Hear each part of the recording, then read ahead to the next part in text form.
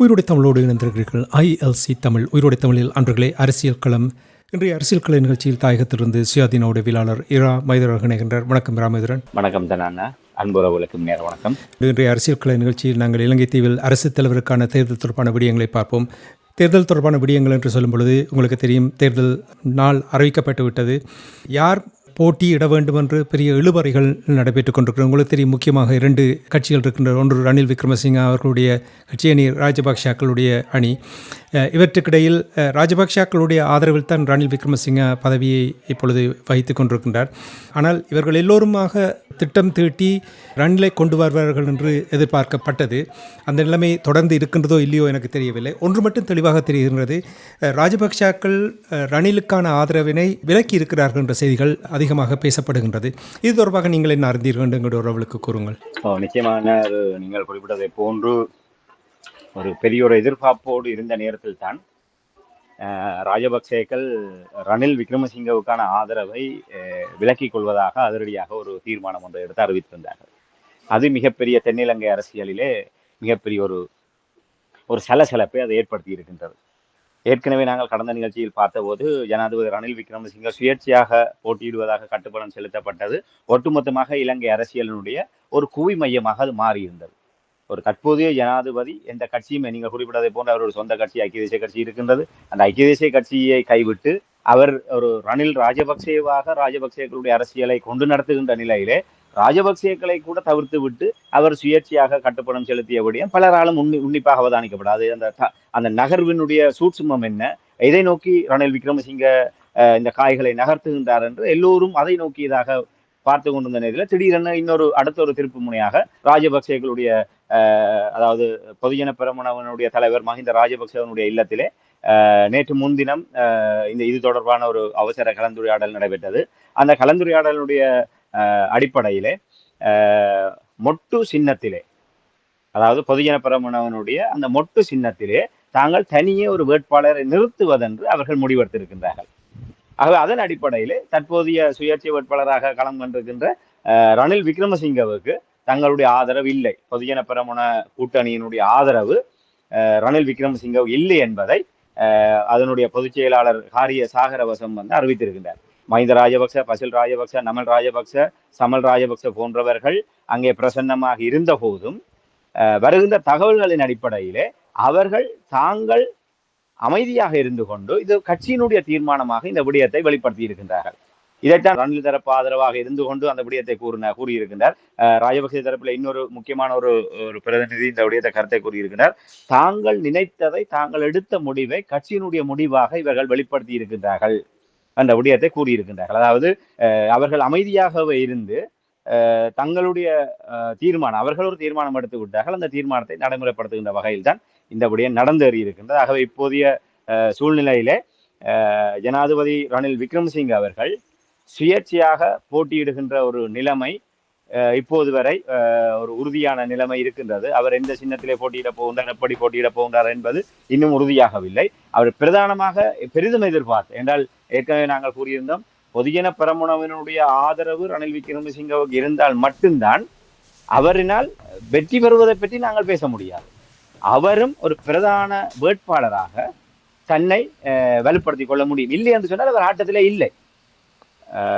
அவர் தனியே நிற்பாராக இருந்தால் ஐக்கிய தேசிய கட்சியின் சார்பாகவோ இல்லை தன்னுடைய சொந்த அந்த ஆதரவு தளத்திலே நின்று கொண்டு அவர் ஜனாதிபதி தேர்தலிலே களமிறங்குவாராக இருந்தால் அவர் இதிலே ஒரு பொருட்டாகவே எடுத்துக் கொள்ளப்பட மாட்டார். ஆகவே அவருக்கு ஒரு பரந்துபட்ட கூட்டணி, ராஜபக்சே தரப்பினருடைய ஆதரவு இவை இல்லாவிட்டால் ரணில் விக்ரமசிங்க இந்த போட்டி களத்தில் இல்லை என்கின்ற விடயத்தை நாங்கள் கடந்த நிகழ்ச்சியில கூறியிருந்தோம். இப்போது ராஜபக்சேக்கள் எடுத்த முடிவு அது ஒரு மிகப்பெரிய அந்த கோணத்தில் தான் அது மிக ஒரு பரபரப்பான ஒரு முடிவாக அது பார்க்கப்பட்டு கொண்டிருக்கிறது. தெற்கிழங்கை அரசியல்வாதிகளை எடுத்து பார்த்திருக்கின்றால் அந்த கட்சியினுடைய கொள்கை, அந்த நாட்டை எப்படி வளர்க்க வேண்டும் என்று அவ்வாறான ஒரு திட்டம் இருப்பதில்லை. எப்பொழுதுமே பதவி யார் ஆட்சிக்கு வரப்போகிறார்களோ அவர்களோடு சேர்வதற்காக கட்சி விட்டு கட்சி தாவுவது ஒரு புதிய விடயமாக பார்க்கப்படவில்லை. ரணில் விக்ரமசிங்க, மஹிந்த ராஜபக்ஷக்களுடைய இடையிலான இந்த விடயங்களை நீங்கள் கூறும் பொழுது கிட்டத்தட்ட 96க்கும் மேற்பட்ட நாடாளுமன்ற உறுப்பினர்கள் ரணில் விக்ரமசிங்காவுக்கு, மொட்டுக்கணியில் இருக்கின்ற 96 நாடாளுமன்ற உறுப்பினர்கள் ரணில் விக்ரமசிங்காவுக்கு ஆதரவு வழங்குவதற்கு முன் வந்திருக்கிறார்கள். இது என்ன மாற்றத்தை ஏற்படுத்தும்? நிச்சயமாக எல்லோருமே எதிர்பார்த்தபடியும் ஜனாதிபதி ரணில் விக்ரமசிங்க அவர்கள் மொட்டு கட்சிக்குள்ளேயே ஒரு பாரிய பிளவு ஒன்றை ஏற்படுத்தினது முன்னரே வெளிப்படையாக தெரிந்தபடியும், அதாவது ராஜபக்சேக்களுடைய கூட்டணியில் இருக்கின்ற அமைச்சர் டக்ளஸ் தேவானந்தாவாக இருக்கட்டும், இல்லை வேறு முக்கிய அவர்களோடு ஒரு பங்காளி கட்சிகளாக இருக்கின்ற அனைவருமே ராஜபக்சே தரப்பு ஆதரவை, ரணில் தரப்பு ஆதரவை அவர்கள் வெளிப்படுத்தி இருந்தார்கள். அவர்கள் வெளிப்படையாகவே இந்த நிமிடம் வரை ரணில் விக்ரமசிங்கவுக்கான ஆதரவை தான் அவர்கள் வெளிப்படுத்தி கொண்டிருக்கின்றார்கள். ஆக இப்படியான ஒரு சூழ்நிலையிலே ராஜபக்சேகள் இந்த முடிவை எடுத்தது, நாங்கள் ஏற்கனவே கடந்த நிகழ்ச்சியுடன் ரணில் விக்ரமசிங்க சுயேட்சையாக போட்டியிட்டு அவர்களுக்கு ஒரு நெருக்கடியை உருவாக்குவதற்கு அவர் அந்த சுயேட்சையாக போட்டியிடுகின்ற ஒரு நிலைமையிலே அவர் முடிவெடுத்திருந்த என்ற விடயத்தை நாங்கள் அப்போது சுட்டிக்காட்டியிருந்தோம். அதுதான் உண்மையில இவர்களுக்கு ஒரு நெருக்கடி ஏற்படுத்த வேண்டும், அந்த கட்சிக்குள்ளாக, அவர்களுடைய கட்சிக்குள்ளாகவே ரணிலை பொது வேட்பாளராக நிறுத்த வேண்டும் என்று அழுத்தங்களை வழங்க வேண்டும். இந்த நிமிடம் வரை ராஜபக்சே தரப்புக்கு அப்படியான அழுத்தங்கள் பிரயோகிக்கப்பட்டு கொண்டிருக்கின்றது.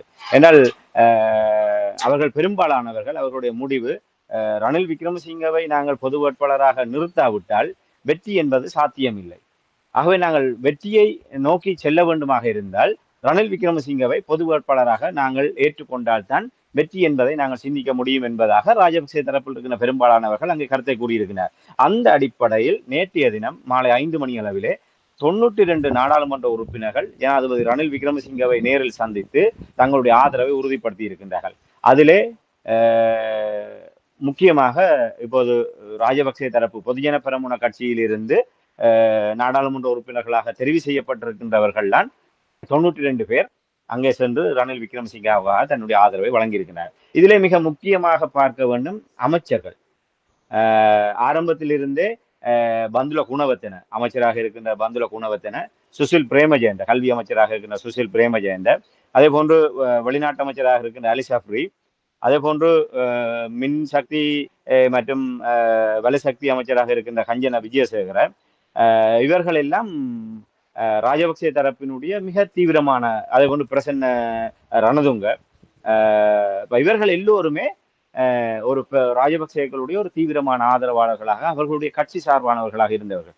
இவர்கள் அனைவருமே ரணில் விக்ரமசிங்கவோடு மிக நெருக்கமாக இருந்தார்கள். இந்த ராஜபக்சேக்கள் ரணிலுக்கு ஆதரவில்லை என்கின்ற அதிரடி தீர்மானத்தை எடுத்தவுடன் ஒருவருக்கு பின் ஒருவராக வரிசையாக தங்களுடைய சமூக வலைத்தளங்களிலே, அந்த எக்ஸ் தளத்திலே அவர்கள் தாங்கள் ஜனாதிபதி ரணில் பக்கம் தான் என்கின்ற விடயத்தை உடனடியாகவே வெளிப்படுத்தி கொண்டிருந்தார்கள். அலி சப்ரி, கஞ்சன விஜயசேகர எல்லோருமே வெளிப்படுத்தி. பந்துல குணவர்த்தன ஊடக சந்திப்பில் இது ஒரு மிக முட்டாள்தனமான முடிவென்ற வகையில், அதாவது ராஜபக்சேகள் எடுத்த முடிவு ஒரு முட்டாள்தனமான முடிவென்ற வகையிலே பந்துல குணவர்த்தன தன்னுடைய கருத்தை வெளிப்படுத்தி இருந்தார். அதே போன்று சுசில் பிரேமஜெயந்த நேற்று முன்தினம் இந்த ராஜபக்சேகளுடைய கூட்டம் நடைபெறுவதற்கு முன்னர் பந்துல குணவர்த்தன, சுசில் பிரேமஜெயந்த உள்ளிட்டவர்கள்தான் ரணில் விக்ரமசிங்க தரப்பு தூதுவர்களாக மஹிந்த ராஜபக்சோடு நேரடியாக சென்று இந்த பேச்சுவார்த்தையில் ஈடுபட்டார்கள். எப்படியாவது ரணிலை பொது வேட்பாளராக ஏற்றுக்கொள்ள வைக்கின்ற அந்த இறுதி முயற்சியை அவர்கள் மேற்கொண்டிருந்தார். ஆகவே ராஜபக்சே தரப்பில் இருந்தவர்கள் இவர்களுடைய சார்பாக அங்கே சென்று அவர்களோடு ஒரு பேரம் பேசுகின்ற நிலைமை இருந்தது. அவை நேற்றைய தினம் இவர் ராஜபக்சேகள் எடுத்த முடிவினுடைய பிரதிபலிப்பாக,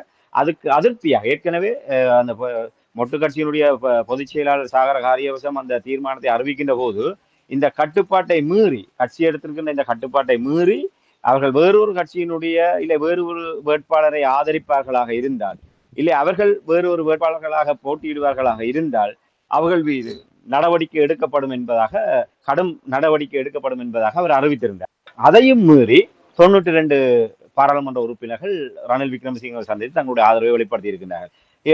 அதே நேரத்தில் இன்றைய தினம் ஜனாதிபதி ஊடக பிரிவு ஒரு செய்தியை வெளியிட்டிருந்தது.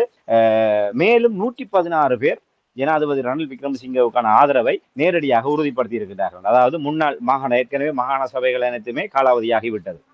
ஆகவே ஐக்கிய தேசிய கட்சி சார்பாகவும் பொதுஜன பெரமுன சார்பாகவும் முன்னர் மாகாண சபை இருந்தவர்கள், மாகாண சபை உறுப்பினர்களாக இருந்தவர்கள் இப்போது ஜனாதிபதி ரணில் விக்ரமசிங்கவை நேரடியாக சந்தித்து நாங்கள் உங்களோடு இருக்கின்றோம், உங்களுடைய வெற்றிக்காக பாடுபடுவதுதான் எங்களுடைய பிரதான இலக்கு என்கின்ற வகையில் அவர்கள் உத்தரவாதத்தை வழங்கி இருக்கின்றார்கள். அதாவது ஜனாதிபதி ரணில் விக்ரமசிங்கவனுடைய வெற்றிக்காக நாங்கள் முழுக்க உறுதுணையாக நிற்போம் என்ற உத்தரவாதத்தை இந்த 116 பேரும் ஒரு மக்கள் பிரதிநிதிகள், அதாவது 92 பாராளுமன்ற உறுப்பினர்கள் இப்போது பதவியில இருப்பவர்கள், 116 பேர் முன்னாள் மாகாண சபை உறுப்பினர்கள். இதிலே ஐக்கிய தேசிய கட்சி சார்பாகவும் இருக்கின்றார்கள், பொதுஜன பெரமுன சார்பாகவும் இருக்கின்றார்கள். ஆகவே ரணிலுக்கான ஆதரவு என்பது இப்போது மேலும் அவர் அதிகரித்திருக்கிறார். அதாவது ராஜபக்சேக்கள் ரணிலை வேண்டாம் என்று கைவிட்ட அந்த பின்னணியிலே இவரை நோக்கியதான ஆதரவு தளம் என்பது ஒரு அசூர வளர்ச்சி பெற்றதாக இருக்கின்றது. என்றால் இப்ப இவர்கள் எல்லாம் ஒவ்வொரு பிரதேசங்களில் இதை விட அனுராதபுரத்தில் இருக்கின்ற பொதுஜன பெரமுனருடைய மாவட்ட கிளை, அனுராதபுரம் மாவட்ட கிளையே தீர்மானம் போட்டிருக்கின்றது ஜனாதிபதி ரணில் விக்ரமசிங்கவுக்கு தான் ஆதரவு என்று. இப்ப அவர்கள் எல்லாம் அனுராதபுரம் எல்லாம் கோட்டபாய ராஜபக்ச ஜனாதிபதியாக தெரிவு செய்யப்படுகின்ற போது அந்த அனுராதபுரம் போன்ற தனி அந்த சிங்கள கிராமங்கள்லாம் அவர்களுடைய பக்கபலமாக இருந்தது. அதை ஒரு பௌத்த ஒரு இடத்தினுடைய அந்த அனுராதபுரம் என்பது அவர்களுடைய ஒரு புனித நகராக பிரகடனப்படுத்தி அதை அவர்கள் வலுப்படுத்தியதை தங்கள் அந்த பௌத்த வாக்கு வங்கியின் ஊடாக தங்களுடைய இருப்பை தக்க வைக்க வேண்டும் என்று அந்த அனுராதபுரத்தில் இருந்தே மாவட்டங்களை உடனடியாக கூடி அவர்கள் தீர்மானித்தார்கள் கட்சியினுடைய முடிவை மீறி தாங்கள் ரணில் விக்ரமசிங்கே ஆதரிப்பதாக. இப்ப இந்த இடத்துல சிலர் ஊடகங்களுக்கு கருத்தை கூறியிருந்தார்கள். அதாவது கட்சி கட்டுப்பாட்டை மீறி இப்படியான முடிவுகளை அவர்கள் எடுத்ததற்கான காரணத்தை அவர்கள் கூறுகின்ற போது அவர்கள் கேட்ட கேள்வி மிகவும் நியாயமான கேள்வியாக இருக்கின்றது. நீங்கள் 2022ஆம் ஆண்டு எந்த அடிப்படையில் ரணில் விக்ரமசிங்கவை பிரதமராக கொண்டு வந்து ஜனாதிபதியாக நியமிக்கின்ற அந்த தீர்மானத்தை எதற்காக எடுத்தீர்கள்? இப்போது எதற்காக அவரை விலகுவதாக அறிவித்தீர்கள்? இதுல என்ன மாற்றம் இருக்கின்றது? அப்போது நீங்கள் என்ன நோக்கத்துக்காக அவரை அரவணைப்பதாக நீங்கள் கூறினீர்களோ அதை நாங்கள் ஏற்றுக்கொண்டோம். இப்போதும் அதே நிலைமைதான். இந்த நாடு இந்த நெருக்கடியிலிருந்து மீள வேண்டுமாக இருந்தால் ஜனாதிபதி ரணில் விக்ரமசிங்கனுடைய கரங்களை பலப்படுத்த வேண்டிய ஒரு கட்டாயம் இருக்கின்றது. ஆகவே நாங்கள் அவருடைய பக்கம் இருக்கணும். நீங்கள் அன்று 2022ஆம் ஆண்டு நீங்கள் எடுத்த அந்த தீர்மானத்தின் வழிதான் நாங்கள் இப்போதும் ஜனாதிபதி ரணில் விக்ரமசிங்கவுக்கு பக்கபலமாக நிற்கின்றோம். நீங்கள் அரசியல் காரணங்களுக்காக நீங்கள் முடிவுகளை மாற்றிக்கொண்டு காலத்துக்கு காலம் நீங்கள் முடிவுகளை மாற்றுகின்ற போது நாங்கள் மாற வேண்டும் என்று எதிர்பார்க்க முடியாது. அதே நேரத்தில் இன்னொரு விடயத்தையும் கூறியிருந்தார்கள். இப்போது எடுத்த முடிவு என்பது ஒரு வரலாற்று தவறாகும். 2022ஆம் ஆண்டு மே மாதம் 9ஆம் தேதி அலரி மாளிகையிலே ராஜபக்சேக்கள் தங்களுடைய கட்சியினுடைய முன்னாள் இந்நாள் அமைச்சர்கள் அந்த பிரதிநிதிகள் எல்லோரையுமே அழைத்தோர் அவசர கலந்து காலிமுகத்திடலே போராட்டம் நடந்து கொண்டிருக்கின்றது. காலிமுகத்திடலுக்கு மிக அண்மையாக இருக்கின்ற அலரி மாளிகையிலே அவர்களை கூப்பிட்டு ஒரு கலந்துரையாடல் நடத்தி அங்கிருந்து தடிகள் கொட்டனுகள் பொல்லுகளுடன் சென்று அந்த போராட்டத்தில் ஈடுபட்டவர்கள் மீது தாக்குதல் நடத்தி கலவரம் ஒன்று இவர்களால் உருவாக்கப்பட்டது. அந்த கலவரத்தின் காரணமாகத்தான் போராட்டக்காரர்களுக்கும் ராஜபக்சே தரப்பு ஆதரவாளர்களுக்கும் இடையே மிகப்பெரிய ஒரு வன்முறை வெடித்து அந்த வன்முறையினுடைய வடிவமாகத்தான் 100க்கும் மேற்பட்டவர்களுடைய வீடுகள் சொத்துக்கள் தீக்கிரையாக்கப்பட்டு ஒரு மிகப்பெரிய ஒரு பெரிய கலவரமே இலங்கை தீவு சந்தித்தது. இதற்கு காரணம் இதை திட்டமிட்டு ராஜபக்சேக்கள் ஒரு வன்முறையை ஏற்படுத்த வேண்டும் என்பதற்காகத்தான் அந்த மே 9ஆம் தேதி அலரி மாளிகையிலே அப்படியான இதை இன்னும் ஞாபகப்படுத்துகின்றார்கள். அப்போது ராஜபக்சே தரப்பு எடுத்த தீர்மானத்தை போன்று இப்போது ரணிலுக்கு ஆதரவில்லை என்று இவர்கள் எடுத்த தீர்மானமும் அதே போன்று ஒரு மிக பாரதூரமான விளைவுகளை ஏற்படுத்தக்கூடிய தீர்மானம். ஆகவே இந்த தீர்மானத்தை நாங்கள் ஏற்றுக்கொள்ள முடியாது என்ற வகையிலே அவர்கள் அந்த சம்பவத்தை ஒரு சிலர் நினைவூட்டி இருக்கின்றார்கள். ஆகவே இது காலம் பிந்தி என்றால் ஒரு சில வருடங்களின் பின்னராவது இது திட்டமிட்டு ராஜபக்சே தரப்பினர் இந்த போராட்டத்தை ஒரு வன்முறை வடிவத்தின் மூலமாக அவர்களுக்கு ஒரு பதிலடியை கொடுத்து அவர்கள் அந்த அறகலை போராட்டம் பொதுமக்கள் ஒரு தன்னியல்பாக கூடியவர்கள் அவர்கள் மீது ஒரு உயிர் அச்சுறுத்தல் ஒரு அடாவடித்தனத்தை காட்டிவிட்டால் அவர்கள் பயந்து ஒதுங்கி விடுவார்கள் என்ற வகையில் தான் அவர்கள் அப்படி ஒரு இதை திட்டமிட்டார்கள். அது உண்மையில எல்லோருக்குமே தெரியும். அந்த மே 9ஆம் தேதி என்ன நடந்தது, அடித்து ஒரு மிகப்பெரிய ஒரு இரத்த கலவையை இவர்கள் ஏற்படுத்தினார். அதற்கு பதிலடியாக ராஜபக்சே தரப்பு நாடாளுமன்ற உறுப்பினர்கள் அரசியல் பிரதிநிதிகள் முக்கியஸ்தர்கள் கட்சி பிரதிநிதிகள் என 100க்கும் மேற்பட்டவர்களுடைய வீடுகள் சொத்துக்கள் அனைத்துமே தீக்கிரையாக்கப்பட்டது.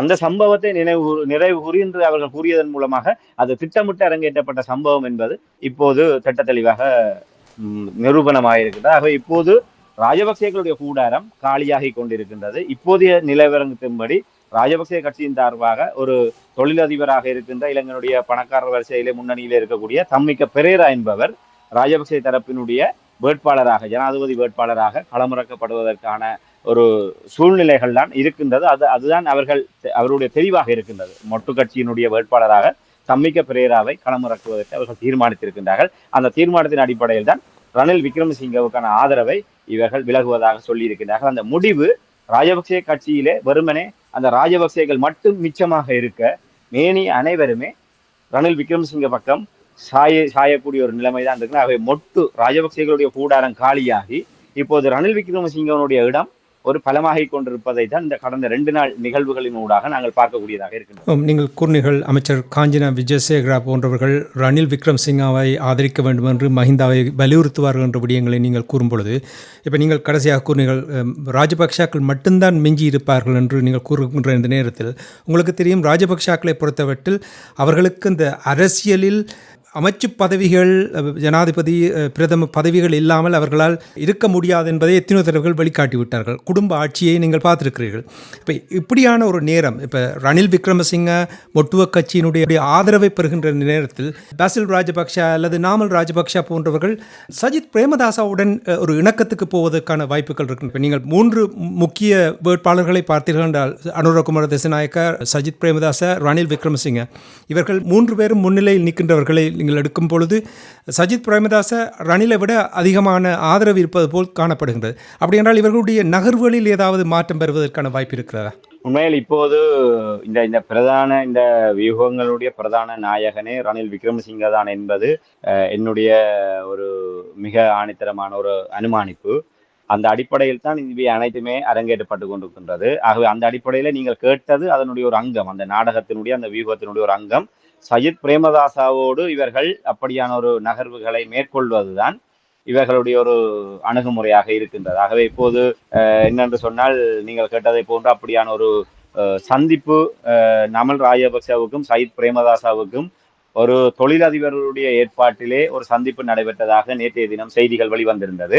அதாவது உறுதிப்படுத்தப்பட்ட உத்தியோகபூர்வமான செய்திகளாக அல்லாமல், ஆனால் ஒரு உறுதியான ஒரு செய்தி மூலத்தின் அடிப்படையிலே அந்த செய்திகள் பரபரப்பாக வெளிவந்தது. அதனுடைய நோக்கம், இப்போது இவர்கள் ரணில் விக்ரமசிங்கை கைவிட்டு சஜித்தோடு அந்த உறவுகளை பலப்படுத்துவதன் ஊடாக அவர்கள் எதிர்பார்க்கின்றார்கள் என்று சொன்னால், இப்ப அவர்களுடைய பக்கத்து வியூகம் எப்படி இருக்கின்றது என்ற அப்படியான ஒரு பார்வை இருக்கின்றது. அதாவது ராஜபக்சே தரப்புகள் தங்களுடைய என்றால் மக்களால் விரட்டி அடிக்கப்படுகின்ற போது ரணில் விக்ரமசிங்க இவர்கள் இடைக்கால பிரதமராகி, பின்னர் இடைக்கால ஜனாதிபதியாகி, பின்னர் அவர்களுடைய வாக்குகளாலே நிரந்தரமாக ஜனாதிபதியாக கொண்டு வந்தவர்கள் ராஜபக்சேகள். ஆக ஒரே ஒரு நோக்கம் தான் இருந்தது, தங்களுடைய எதிர்கால அரசியலை உறுதிப்படுத்துவது, இந்த நெருக்கடிகளில் இருந்து தாங்கள் மீள்வதற்கான ஒரு ஆசுவாசமானதுக்கான ஒரு கால இடைவெளியை தங்களுக்கு பாதுகாப்பது. இந்த அரச இயந்திரத்தை வேறு எவர் வந்தாலும் தங்கள் வசம் அவர்கள் கொண்டு சென்று விடுவார்கள். ஆகவே தங்களுடைய அரசியல் எதிர்காலத்தை உறுதிப்படுத்தக்கூடிய வகையிலே இந்த அரச இயந்திரத்தை கொண்டு செல்லக்கூடிய ஒருவராக ரணில் விக்ரமசிங்க அவர்கள் அடையாளம் கண்டிருந்தார்கள். ஆனால் இன்று அந்த இலக்கை நோக்கித்தான் அவர்கள் நகர்கின்றார்கள். ஆனால் வியூகங்கள் மாற்றப்பட்டிருக்கின்றது. அவர் ரணிலை வெளியே விட்டு சஜித்தோடு இவர்கள் ஒரு சந்திப்பை மேற்கொண்டு ஒரு சஜித் பக்கம் ஒரு அணுகுமுறை என்றால், சஜித்தை இவர்கள் தங்களுடைய ஒரு போட்டியாளராக இவர்கள் கருதுகின்றார்கள் என்று சொன்னால், ரணில் விக்ரமசிங்கவை தாங்கள் பலப்படுத்துவதன் ஊடாக, அதாவது அவரை நாங்கள் ஏற்கனவே கடந்த நிகழ்ச்சிகளை தான் கூறியிருந்தோம், மொட்டு கட்சியினுடைய வேட்பாளராக ரணில் விக்ரமசிங்க இவர்கள் ஏற்றுக்கொள்வார்களாக இருந்தால், அவரை ஒரு அசுரபலம் கொண்டவராக மாற்றிவிட்டால் அடுத்து வருகின்ற பாராளுமன்றமும் ரணில் விக்ரமசிங்க சார்பான பாராளுமன்றமாகத்தான் நிச்சயமாக அமையும். அப்படியான ஒரு நிலைமை வருமாக இருந்தால் நமல் ராஜபக்சவுக்கான அரசியல் எதிர்காலம் என்பது மேலும் பல ஆட்சி மாற்றங்கள் இவர்கள் காத்திருக்க வேண்டிய ஒரு சூழல் வரும். ஆகவே மொட்டு கட்சி ஒரு உருவாக்கப்பட்ட ஒரு குறுகிய காலத்துக்குள்ளாகவே அந்த கட்சி ஒரு காணாமல் போகின்ற ஒரு நிலைமை உருவாகும். ஆகவே அதை அவர்கள் விரும்பவில்லை. அப்படித்தான் அவர்களுடைய பக்கத்து நகர்வுகள் பார்க்கப்படுகின்றது. ஆக இப்படியான ஒரு சூழ்நிலையில சஜித் பிரேமதாசாவோடு இவர்கள் திடீரென ஒரு நேசம் காட்டுவதற்கு இந்த சந்திப்பினுடைய நோக்கம் ஒப்பீட்டளவிலே அனுரகுமார திசாநாயக்க ரணில் விக்ரமசிங்கவோடு ஒப்பிடுகின்ற போது சஜித் பிரேமதாசா இவர்களுக்கு சமமான போட்டியாளர்களாக பார்க்கின்றார்கள். அனுரகுமார திசாநாயக்க முழுக்க இவர்களுக்கு நேரடியான ஒரு போட்டியாளர். ரணில் விக்ரமசிங்க இவர்களோடு இருந்து கொண்டே இவர்களுடைய கூடாரத்துக்குள்ளேயே பல பிளவுகளையும் குழப்பங்களையும் ஏற்கனவே நமல் ராஜபக்சே கடந்த வாரம் கூறினார், விடுதலை புலிகள் அமைப்பை 2ஆக உடைத்து தமிழ் மக்களை பலவீனப்படுத்தியதை போன்று எங்களுடைய கட்சிக்குள்ளே இருந்து கொண்டு கட்சியை பலவீனப்படுத்தி விட்டார், இதற்கு நாங்கள் ஒருபோதுமே இடம் கொடுக்க மாட்டோம், மன்னிக்க மாட்டோம் என்பதாக நமல் ராஜபக்ச ஒரு தன்னுடைய ஆதங்கத்தை அவர் அங்கே வெளிப்படுத்தினார். அவர்களுக்குள் ஒரு குமுறல் இருக்கின்றது. நாங்கள் அதான் சொல்லுவார்கள், ஒட்டகத்தினுடைய தலை அவர்கள் தலையை நுழைப்பதற்கு இடம் கொடுத்து கடைசியா கூடாரத்தை பிய்த்து கொண்டே ஒட்டகம் இடத்தை கவலீகரம் செய்ததை போன்றுதான் இப்போது ரணில் விக்ரமசிங்கருடைய நிலையை அவர்கள் பார்க்கின்றார்கள். ஆக இப்போதைய நிலைமையிலே அவர்களுடைய வியூகம் என்றால், சஜித் பிரேமதாசா ஒரு வலுக்குறைந்த ஒரு போட்டியாளர். ஆகவே அவருக்கான ஒரு சந்தர்ப்பத்தை நாங்கள் கொடுப்பதன் ஊடாக ஒருவேளை சஜித் பிரேமதாசா ஜனாதிபதியாக வந்தாராக இருந்தால் அவருடைய அரசியல் என்பது ஒரு உறுதிப்பாடுடைய அரசியலாக எதிர்காலம் அமையாது. ஆகவே தாங்கள் ஒரு சில அவகாசத்தை எடுத்துக்கொண்டு அடுத்த நாடாளுமன்ற தேர்தலிலே தாங்கள் முழுவீச்சாக களமிறங்கி அந்த விட்ட இடத்தை பிடிக்கலாம் என்ற ஒரு நம்பிக்கை அவர்களுக்கு இருக்கின்றது. அதே நேரத்தில் இப்போது என்னென்றால் இவர்கள் மறைமுகமாக தாங்கள் ஒரு வேட்பாளரை நிறுத்தினாலும் சஜித் பிரேமதாசாவுக்கு தங்களுடைய ஆதரவை தருவதாக அவரை நம்ப வைத்து வருகின்ற பாராளுமன்ற தேர்தலிலே நமல் ராஜபக்சவை பிரதமர் வேட்பாளராக ஏற்றுக்கொள்ளக்கூடிய வகையிலான ஒரு உடன்படிக்கை அவர்களிடம் பேச்சுவார்த்தை இடம்பெற்றதாகவும் தகவல் வருகின்றது. இந்த விடயங்களை வைத்து பார்க்கின்ற போது நீங்கள் குறிப்பிட்டதை போன்று ராஜபக்சேக்கள் பதவி சுகம் இல்லாமல் அதிகாரம் இல்லாமல் அவர்களால் ஒரு நாள் இரவு பொழுதையும் கழிக்க முடியாது. ஏனென்றால் அவர்கள் சேர்த்து வைத்த பணங்களையும் அவர்கள் சேர்த்து வைத்த பாவங்களையும் அவர்கள் கடக்க வேண்டுமாக இருந்தால், அதிலிருந்து இவர்கள் தப்பிக்க வேண்டுமாக இருந்தால் இவர்களுக்கு ஆட்சி அதிகாரம் வேணும். ஆட்சி அதிகாரம் இல்லாமல் ஒரு முறையான ஒரு தரப்பிடம் ஆட்சி அதிகாரம் செல்லுமாக இருந்தால் இவர்கள் அனைவருமே குற்றவாளி கூண்டில் ஏற வேண்டியவர்கள். ஆகவே இவர்கள் தொடர்ச்சியாக அந்த அரசியலிலே ஒரு அதிகாரத்தோடு வலம் பெற வேண்டும் என்ற ஒரு கட்டாயம் ராஜபக்சேக்களுக்கு இருக்கின்றது. அதன் நிமித்தமாகத்தான் அவர்களுடைய வியூகங்கள் இப்படி மாறிக்கொண்டிருக்கின்றது. அவை சஜித் பிரேமதாசாவை நோக்கி இவர்களுடைய நகர்வு என்பது எவ்வளவு தூரம் அது வெற்றியளிக்கும் என்று தெரியாது. ஆனால் இப்படியான ஒரு பார்வையில் இவர்கள் சஜித்தோடு பேசி இருக்கின்றார்கள் என்பதுதான் நாங்கள் அறியக்கூடியதாக இருக்கும். ரணில் விக்ரமசிங்காவுக்கு தான் ஆதரவு வழங்க வேண்டும் என்று மஹிந்த ராஜபக்ஷ விரும்புவதாக, ஆனால் அவர்களுடைய வீட்டுக்கிலிருந்து சிலர் தவறாக வழி நடத்துவதாக, அதனால் தான் இந்த குழப்பம் என்று கூறப்படுகின்றது. இதில் எவ்வளவு உண்மை இருக்கிறது? நிச்சயமாக இப்ப இந்த இடத்திலே நாங்கள் ஆரம்பத்தில் கூறிய அந்த விடயத்தை வர வேண்டும். ஆரம்பத்திலிருந்தே உங்களுக்கு தெரியும் 2022 ஆண்டு ரணில் விக்ரமசிங்கவை இந்த இடத்துக்கு கொண்டு வந்தது மஹிந்த ராஜபக்ச தான். பசில் ராஜபக்ச மிக முரட்டுத்தனமாகவே எதிர்த்து ஒருவர் என்றால் மஹிந்த ராஜபக்ச மட்டும்தான் அந்த குடும்பத்துக்குள்ளே மிக ஒரு போராட்டத்தோடு ரணில் விக்ரமசிங்கவை அதுக்குள்ளே கொண்டு வந்து இவ்வளவு தூரம் இந்த தங்களுடைய அரசியலை பாதுகாத்தவர். பசில் ராஜபக்சவை பொறுத்தவரை அவர் அப்போது கூட அசாத்தியமாக நம்பிக்கொண்டிருந்தார். எப்படியாவது தாங்கள் இந்த இடத்திலிருந்து மீண்டு விடலாம், அரசியல் ரீதியாக எப்படியேனும் தப்பி பிழைத்து விடலாம் என்ற வகையில தப்பு கணக்கு போட்டிருந்தார். ஆகவே உண்மையிலே உங்களுக்கு தெரியும், கடந்த 2019 ஜனாதிபதி தேர்தலிலே கோட்டபாய ராஜபக்சவை வேட்பாளராக தெரிவு செய்யப்படுகின்ற போதே அங்கு 3 அணிகள் இருந்தது. ஒன்று மஹிந்தவுக்கு தன்னுடைய மகன் நாமலுடைய எதிர்காலம் தொடர்பான கரிசனை அவரிடம் இருந்தது. அதே ஒன்று பசில் ராஜபக்சவுக்கு தான் ஒரு அதிகாரம் செலுத்துகின்ற இடத்திலே உச்சபட்ச அதிகாரத்துக்கு வர வேண்டும் என்பது பசில் ராஜபக்சனுடைய ஒரு இலக்காக இருந்தது. கோட்டபாய ராஜபக்ச அவர் தான் களமிறங்க வேண்டும் என்ற ஒரு நிலைப்பாடு. அந்த 3 தரப்புக்குள்ளேயே குடும்பத்துக்குள்ளேயே 3 அணிகளாக பிளவுபட்டிருந்தார்கள். என்றால் கோட்டபாய ராஜபக்ச இன்று மக்களால் விரட்டி அடிக்கப்பட்டு இன்று அவர் அரசியலிலே காணாமல் போய்விட்டார். ஆனால் அவர் ஒரு சிறந்த ஒரு நிர்வாகத்தை வழங்கியிருந்தால் அடுத்த 5 ஆண்டுகளும் நிச்சயமாக கோட்டபாய ராஜபக்சவை தன்னுடைய பதவி காலத்தை கொண்டு நகர்த்தி இருப்பார். 10 ஆண்டு காலம் கோட்டபாய ராஜபக்சனுடைய ஆட்சி காலம் நீடிக்குமாக இருந்தால் அதற்கு பின்னர் எப்படியோ பசில் ராஜபக்ச ஒரு பிரதமராகவோ இல்லை ஏதோ ஒரு இடத்திலே நின்று கொண்டு அவர் தனக்கான ஒரு அரசியலுக்கான அடித்தளத்தை அவர் போட்டுருவார். ஆகவே நமல் ராஜபக்சவுக்கான ஒரு எதிர்காலம் என்பது ஒரு 15 20 ஆண்டுகளுக்கு பின்னர் பின்தள்ளி போகும் என்கின்ற ஒரு கவலை மஹிந்த ராஜபக்சவுக்கு இருந்தது. இதுதான் அவர்களுடைய குடும்பத்துக்குள்ளே இருக்கிற பிரச்சனைனா இப்ப மஹிந்த ராஜபக்ச முழுமையாகவே ஒரு ஓய்வு நிலைக்கு வந்துவிட்டார். பல உடலிலே பல வியாதிகளோடு பல நோய்களோடு போராடி கொண்டிருக்கின்றார். அவர் இனிமேல் அவர் ஒரு தீவிர அரசியலுக்கு வருவது என்பது சாத்தியமே இல்லாத ஒரு விடயம். ஆகவே அவர் தன்னுடைய ஒரு எதிர்காலம் என்று வருகின்ற போது நமல் ராஜபக்சவை தன்னுடைய இடத்துக்கு ஒரு தன்னுடைய காலத்திலேயே தான் அரியணை ஏற்றி விட வேண்டும் என்ற ஒரு தவிப்போடு அவர் இருக்கின்றார். இங்களை பசில் ராஜபக்ச நீண்ட காலமாக ஒரு நிர்வாக ரீதியாக இருந்து கொண்டு அந்த கட்சியையும் ஆட்சி அதிகாரத்தையும் தன்வசம் வைத்து வழி நடத்தியவர். தான் அந்த ஒரு அதிகாரம், அதாவது உத்தரவிடுகின்ற இடத்துக்கு வர வேண்டும் என்ற இலக்கை நோக்கி அவர் நகருங்க. இப்போதும் அந்த குழப்பங்கள்லாம் குடும்பத்துக்குள் இருக்கின்ற குழப்பங்கள்லாம் ஒட்டுமொத்தமாகவே ஒரு 2.25 கோடி மக்களுடைய தலைவிதியையும் ஆட்டி படைக்கின்ற விடயமாக மாறி இருக்கின்றது என்பது மறக்க முடியாத உண்மை. இனி நாங்கள் இப்போ உங்களுக்கு தெரியும், கடந்த சில மாதங்களாக ரணில் விக்ரமசிங்க சுதந்திர கட்சி, குறிப்பாக சந்திரிகா பண்டாரநாயக்க குமாரதுங்க அவர்களை இந்தோனேஷியாவில் சந்தித்தது, சிங்கப்பூரில் சந்தித்த விடயங்கள் பேசப்பட்டது. அப்படியெல்லாம் பேசிக்கொண்டிருக்கிற நேரத்தில் சுதந்திர கட்சியின் அவர்களுக்கும் இடையிலே பிளவு இருப்பதாக காணப்படுகின்றது. என்ன விதமான பிளவு இருக்கின்றது என்று நீங்கள் அவதானிக்கிறீர்கள்? உண்மையிலே ஸ்ரீலங்கா சுதந்திர கட்சியை பொறுத்தவரையிலேயும் 3 அணிகளாக பிளவுபட்டிருக்கின்றது. மைத்ரிபால சிறிசேன தரப்பு ஒரு அணியாகவும், ஏற்கனவே அவர்கள் மைத்ரிபால சிறிசேன தான் ஜனாதிபதி தேர்தலை போட்டியிடுவேன் என்று கூறினார். ஆனால் இன்று வரை அவர் தன்னுடைய நிலைப்பாட்டை அறிவிக்கல. ஆனால் விஜயதாச ராஜபக்ச, ஸ்ரீலங்கா சுதந்திர கட்சி தரப்பில் இருந்து விஜயதாச ராஜபக்ச தான் போட்டியிடுவதாக அவர் அறிவித்து இன்னும் கட்டுப்பணம் செலுத்தவில்லை. ஆனால் தான் போட்டியிடுவதாக அவர் அறிவித்திருந்தார். ஆகவே தயாசிறி ஜெயசேகர சுதந்திர கட்சியினுடைய முன்னாள் தலைவராக இருந்த தயாசிறி ஜெயசேகர அவர் இவர்களுக்கு எதிரான ஒரு தளத்தில் தான் இருக்கின்றார். அவ இப்போது இதுல 3 விதமான ஸ்ரீலங்கா சுதந்திர கட்சிக்குள்ள தயாசிறி ஜெயசேகர நேற்றைய தினம் வெளிப்படையாகவே சயித்துக்கான ஆதரவை அறிவித்திருந்தார். சயித் பிரேமதாசாவுக்கு தான் ஆதரவு தெரிவிக்க போகின்றேன் என்று. அதே போன்று விஜயதாச ராஜபக்சே தனிய வேட்பாளராக களமிறங்க போகின்றார்.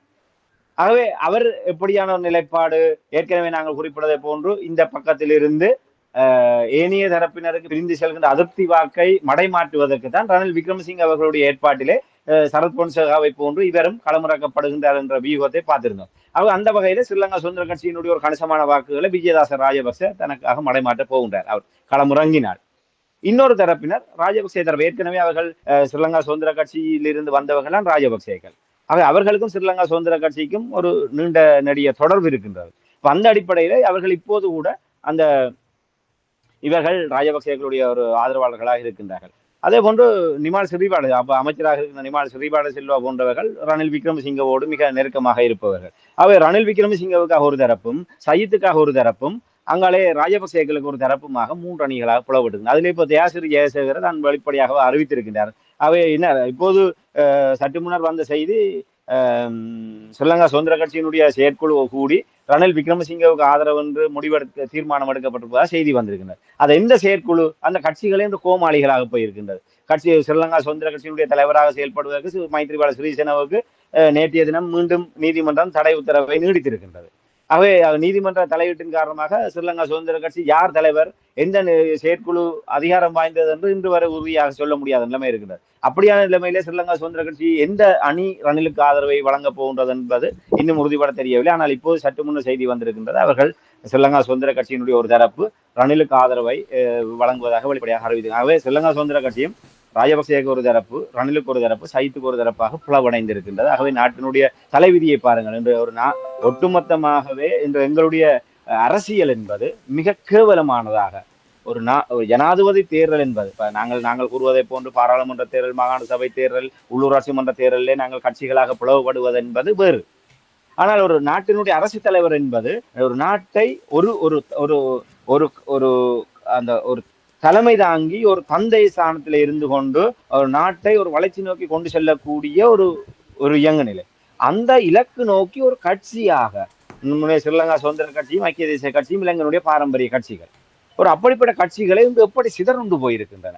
ஒரு நாட்டினுடைய எதிர்காலம், ஒரு நாட்டை வளப்படுத்துகின்ற ஒரு இலக்கை நோக்கி ஒன்றுபட்டு முடிவெடுக்க முடியாத ஒரு அவல நிலைமையில இவர்கள் இருக்கின்றார்கள் என்று சொன்னால் உண்மையில இதுதான் கர்ம வினை.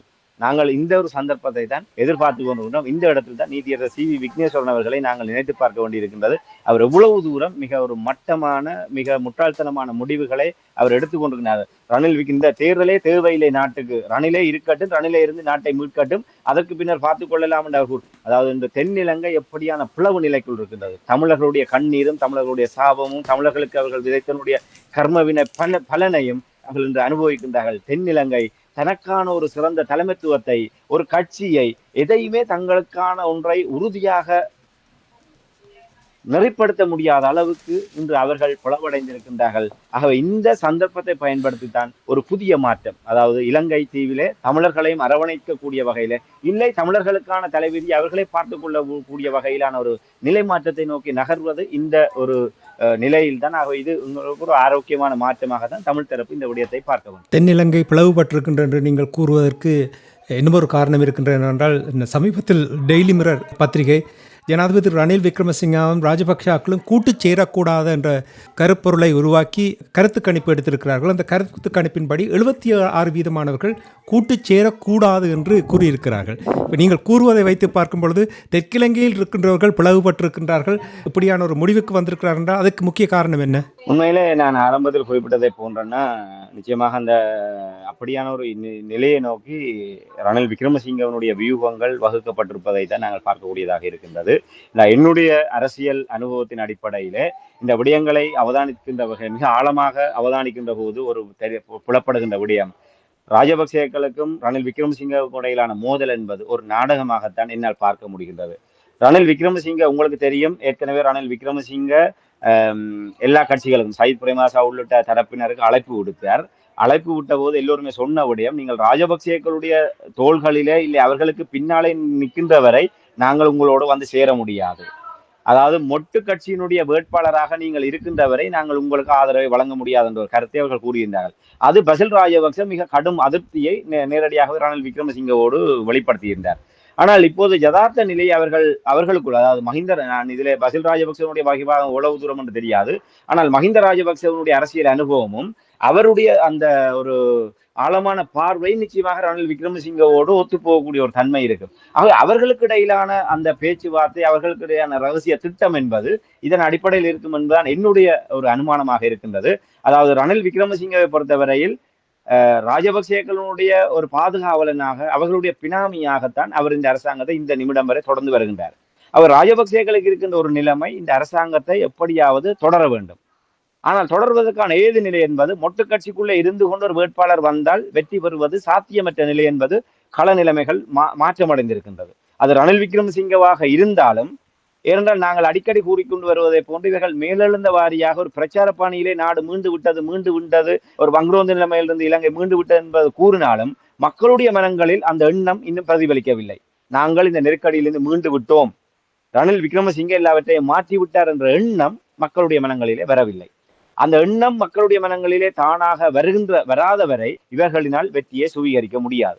ஆகவே ரணில் விக்ரமசிங்க மீட்பராக இவர்கள் காட்டிக்கொண்டாலும் மக்களினால் அந்த அங்கீகாரம் அவர்களுக்கு வழங்கப்படாது என்பதை அவர்கள் நன்றாகவே புலனாய்வுத்துறை அறிக்கைகளின் ஊடாக அவர்கள் பெற்றிருப்பார்கள். ஆகவே அந்த அடிப்படையில் தான் இவர்கள் புத்திசாலித்தனமாக முடிவெடுத்திருக்கின்றார்கள். இவர்களுக்குள் ஒரு இணக்கப்பாட்டின் அடிப்படையில் ரணில் விக்ரமசிங்க வெளியே சென்றால் அது நாடகம் என்று தெரிந்துவிடும். ஒரு மோதல் போக்கை போன்று இவர்கள் காட்டிக்கொண்டு இவர்கள் செயல்படுவதனூடாக இப்போ ரணில் விக்ரமசிங்க ஒரு தியாகியாக இப்போது வெளியே தெரிகின்றார். அதாவது நாட்டை காப்பாற்றியவருக்கு ராஜபக்சேகள் கொடுத்த தண்டனையாகத்தான் இப்போது இந்த விடயம் பார்க்கப்படுகின்றது. ஆகவே அவரின் மீதான ஒரு அனுதாபத்தை இது கட்டி எழுப்பி இருக்கின்றது. இதைத்தான் ரணில் விக்ரமசிங்க எதிர்பார்க்கிறார் என்று பார்த்தீர்களானால் ஸ்ரீலங்கா சுதந்திர கட்சி ஆதரவு கொடுக்கின்றது. நாளை இன்னும் காட்சிகள் மாறும். அவர் எதிர்பார்க்கின்றது இதுதான். ராஜபக்சேக்களுடைய நிழலிலே நின்றால் தனக்கு அந்த ராஜபக்சேக்களுடைய ஆதரவு மட்டும்தான் கிடைக்கும். ஆனால் மக்களுடைய மனங்களில் ராஜபக்சேக்கள் இருக்கின்றார்களா என்றால் அது ஒரு கேள்விக்குறி. அவர் ராஜபக்சேக்களுடைய பாராளுமன்ற பலத்தை வைத்துக் கொண்டு எதிர்கால அரசியலை நோக்கி அவர் துணிந்து முடிவெடுக்க முடியாத ஒரு நிலைமை. ரணிலுடைய அனுபவம், அதான் 50 ஆண்டு, நான் சொன்னேன் கடந்த 50 ஆண்டு கால அனுபவத்தை கசக்கி புழிந்து அவர் இந்த ஜனாதிபதி தேர்தல் இலக்கை நோக்கி அவர் ஓடிக்கொண்டிருக்கின்றார். அதிலே அவர் எடுத்த முடிவுதான் இது. வெளியே வந்து நிற்கின்ற காரணத்தினால் அவருக்கான ஆதரவுகள் பல பக்கத்திலிருந்து வந்து கொண்டிருக்கின்றது. அதனுடைய பிரதிபலிப்புகள், அதனுடைய தொடர்ச்சிகள் அடுத்து வருகின்ற நாட்களில் மிக மேலும் வலுவடையக்கூடிய ஒரு சாத்தியக்கூறுகள் இருக்கின்றது. ஆகவே இப்போதைய நிலைமையிலே அனுரகுமார திசாநாயக்காவை வெற்றி பெற்று விடக் கூடாது என்பதிலே இவர்கள் வியூகம் வகுத்திருக்கின்றனர். அனுரகுமார திசாநாயக்கா அடுத்த ஜனாதிபதியாக இலங்கையினுடைய 9வது அரசு தலைவராக தெரிவு செய்யப்படுவாராக இருந்தால் ராஜபக்சேக்கள், ரணில் விக்ரமசிங்க உள்ளிட்டவர்கள் சிறை செல்கின்றார்களோ இல்லையோ, ஆனால் அரசியல் ரீதியாக பாரிய நெருக்கடிகளுக்கு முகம் கொடுக்க வேண்டிய நிலைமைக்கு தள்ளப்படுவார்கள். என்றால் சஜித் பிரேமதாசவை விட அனுரகுமார திசாநாயக்காவினுடைய அரசியல் வளர்ச்சி என்பது, அவர் அரசு தலைவராக தெரிவு செய்யப்படுவதாக இருந்தால் நிச்சயமாக அவர்கள் எதிர்கால அரசியல் என்கின்ற ஒரு விடயத்துக்காக ஒரு நசிஞ்சு கொடுக்கக்கூடிய வகையிலே, இல்லை வளைந்து கொடுக்கக்கூடிய வகையிலான ஒரு ஆட்சி அதிகாரத்தை நிச்சயமாக அவர்களிடமிருந்து நாங்கள் எதிர்பார்க்க முடியாது. ஏனால் அவர்கள் ஒரு மாற்றத்துக்கான குறியீடாக தங்களை முன்னிலைப்படுத்தி வருபவர்கள் எந்த ஒரு விடயத்திலுமே தங்கள் மீது ஒரு கரைபடியாத ஒரு ஆட்சியை கொடுப்பதற்கு அவர்கள் முன்வரக்கூடிய ஒரு நிலைமை தான் எதிர்பார்க்கப்படுகின்றது. ஆகவே அவர்கள் வருவார்களாக இருந்தால் முதலிலே ஒரு சமகாலத்திலே, இப்போது 2022ஆம் ஆண்டு பொருளாதார நெருக்கடி, அதற்கு முன்னர் கொரோனா, இல்லை நாங்கள் ஏற்கனவே கடந்த காலத்திலே பல விடயங்கள், இந்த ராஜபக்சேகளுடைய காலத்தில் நடந்த ஊழல் முறைகேடுகள் தொடர்பாக பல்வேறு விடயங்களை பார்த்துக்கணும். சீனாவிலிருந்து உரக்கப்பல் வந்தது, கொழும்பு துறைமுகங்களிலே பல கப்பல்கள் பல மாத கணக்கிலே காத்திருக்க வைக்கப்பட்டதும், அதனூடாக ராஜபக்சே குடும்பத்தினுடைய மிக முக்கிய நெருக்கமானவர்கள் தரகு பணங்களை பெற்றுக்கொண்டதும், அதாவது கப்பல்கள் காத்திருக்க அதற்கான காத்திருப்பு கட்டணம் அந்த கப்பல் நிறுவனங்களிடம் அறவிடப்படுகின்ற போது, அப்படி அறவிடப்படுகின்ற காத்திருப்பு கட்டணத்திலே குறிக்கப்பட்ட விகிதாசாரம் இந்த இவர்கள் அரசியல் புரோக்கர்கள் மூலமாக இவர்களுக்கு கிடைத்த விடயங்கள் எல்லாம் அப்போது வெளிவந்து கொண்டிருந்தது. இந்த தென்னிலங்கையிலே மிக ஆதாரபூர்வமாக இந்த விடயங்கள் வெளிவந்து கொண்டிருந்தன. ஆகவே அந்த விடயங்கள் எல்லாம் ஜேவிபியினுடைய ஒரு ஆட்சி காலத்திலே மீள சட்ட ரீதியான அணுகுமுறைகளூடாக கொண்டு வரப்படுகின்ற போது இவர்கள் பெரும் சவால்களுக்கு முகம் கொடுக்க வேண்டியவர்களாக இருப்பார்கள். கொரோனா தடுப்பூசி விடயம் பார்த்திருந்தோம். கொரோனா தடுப்பூசி பங்களாதேஷ் சீனாவிடம் இருந்து சினோபார்ம் தடுப்பூசி $15 ஒரு தடுப்பூசியை இலங்கை கொள்வனவு செய்தது.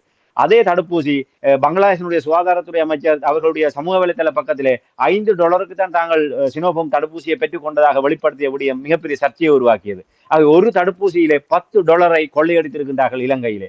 ஆக இதெல்லாம் இதெல்லாம் அண்மை காலத்து, அதாவது ராஜபக்சேக்களை நோக்கி போர்க்குற்றத்தை நிச்சயமாக எந்த ஒரு ஆட்சியாளர்களும் கொண்டு வரப்போவதில்லை. ஆனால் பொருளாதார ரீதியாக நாட்டை கொள்ளையடித்து நாட்டு மக்கள் மிகப்பெரிய ஒரு நெருக்கடிக்குள் இருந்த காலப்பகுதிகளிலே அதை இவர்கள் வைத்து அதிலிருந்து ஒரு லாபத்தை பெற்றுக் கொண்டவர்கள் என்று சொன்னால் அது சமகாலத்திலே பல்வேறு ஊழல் தொடர்பான ஆதாரபூர்வமான விடயங்கள் இருக்கின்றன. ஆக இவை அனைத்துமே ஜேவிபியினுடைய அன்றகுமர திசாநாயக்கா ஜனாதிபதியாக வருவாராக இருந்தால் அவர்கள் நிச்சயமாக அவர்கள் மிகப்பெரிய ஒரு திட்டத்தோடு இருக்கின்றார்கள். இப்போது அவர்களை நோக்கி, ஏனால் கடந்த இரு தினங்களுக்கு முன்னர் பல்லாயிரக்கணக்கான தாதியர்கள் அணிதிரண்டு ஜேவிபியினருடைய ஒரு மாநாடு நடைபெற்றது.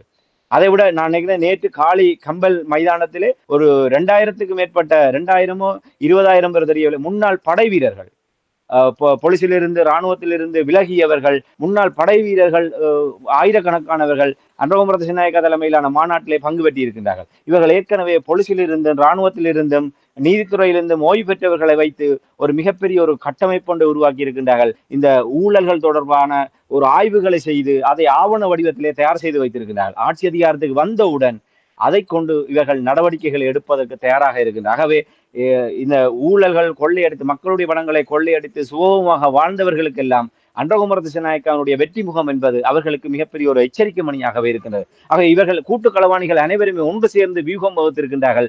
எப்படியாவது அனுரவை வீழ்த்த வேண்டுமாக இருந்தால் இப்படியான ஒரு விடயத்தை இவர்கள் கையில் எடுக்க வேண்டும். அண்மையிலே உண்மையிலே நாங்கள் சுருக்கமாக ஒரு விடயத்தை கூற முடியும். அண்மையிலே தமிழ்நாட்டிலே இந்தியாவிலே நடைபெற்ற மக்களவை தேர்தலை நாங்கள் இந்த விடயத்தில் ஒப்பிட்டு பார்க்க முடியும். தமிழ்நாட்டிலே அண்ணா திராவிட முன்னேற்ற கழகம் பாரதிய ஜனதா கட்சியோடு கூட்டணியை முறைத்துக் கொண்டது. உண்மையிலே வெளியே பார்க்கின்ற போது எடப்பாடி பழனிசாமியினுடைய ஒரு தவறான அணுகுமுறையாக இருக்கும். இவர் விஷயம் தெரியாமல் பகைத்து கொண்ட காரணத்தினால் அண்ணா திராவிட முன்னேற்ற கழகம் படுதோல்வியை சந்தித்தது என்று. மறுவளமாக பாரதிய ஜனதா கட்சியை பொறுத்தவரையில் அண்ணாமலையினுடைய முடிவு காரணமாக பாரதிய ஜனதா கட்சிக்கு கிடைக்க வேண்டிய 2-3 நாடாளுமன்ற பதவி கூட கிடைக்காமல் போய்விட்டது என்று. ஆனால் இதிலே மிக தந்திரமாக புத்திசாலித்தனமாக செயல்பட்டது எடப்பாடி பழனிசாமி. என்றால் தமிழ்நாட்டை பொறுத்தவரையில் திராவிட முன்னேற்ற கழகத்துக்கு எதிராக அண்ணா திராவிட முன்னேற்ற கழகம் தான் ஒரு வலுவான ஒரு அரசியல் இயக்கமாக இருக்கின்றது. ஆகவே பாரதிய ஜனதா கட்சிக்கான எதிர்ப்பு நாடு முழுவதுமே குறிப்பாக தமிழ்நாட்டிலே வலுவடைந்து வருகின்றது. ஆகவே பாரதிய ஜனதா கட்சியோடு ஒரு தற்காலிக வெற்றிக்காக அணி சேர்வதன் ஊடாக 2026 ஆண்டு வருகின்ற சட்டமன்ற தேர்தலிலே அது அவர்களுடைய வெற்றியை பாதிக்கும் என்று அவர் கணக்கு போட்டார். ஏனால் தமிழ்நாட்டிலே சிறுபான்மை சமூகங்களும் முஸ்லிம் சமூகங்களுடைய வாக்குகள் என்பது பிரதானமாக இருக்கின்றது. அவை பாரதிய ஜனதா கட்சியோடு தற்காலிகமாக ஒரு இணக்கப்பாட்டுக்காக அவர்களோடு சேர்ந்து போட்டியிட்டால் அந்த சிறுபான்மை மக்களுடைய வாக்குகளை அண்ணா திராவிட முன்னேற்ற கழகம் இழக்க வேண்டி வரும். ஆகவே இப்போது தாங்கள் தோற்றாலும் பரவாயில்லை, அந்த தோல்வியினூடாக தாங்கள் தனித்து நின்றோம், தாங்கள் பாரதிய ஜனதா என்றால் அவர்களுக்கு தெரியும் பாரதிய ஜனதா கட்சியோடு கூட்டணி வைத்து ஒரு 2-3 ஆசனங்களை இவர்கள் வென்றிருந்தால் இப்போது தொங்கு பாராளுமன்றம் வந்த போது மோடியினுடைய நெருக்கடிக்கு அடிபணிந்து அவர்களோடு சேர்ந்து ஒரு அடிமையாக இவர்களும் செயல்பட வேண்டிய நிலைமை வந்திருக்கும்.